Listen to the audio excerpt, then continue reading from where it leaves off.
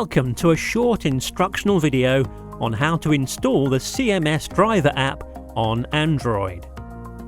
Before starting, obtain your server address and port number from your controller.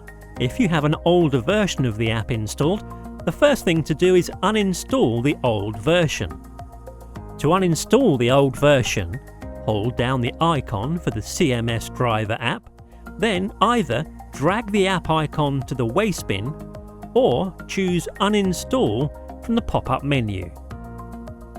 Now it's time to install the latest version. Find the Google Play icon, click on it to display the App Store. In the search box, search for the CMS Driver app, the one with the orange logo. Then choose Install. During the install, press Allow for all notifications. Once the download has finished, click on the app icon.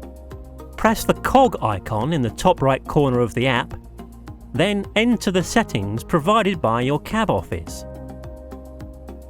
Scroll down and change the zone update threshold to 50. Then log out and close the app. Restart the app before attempting to log in.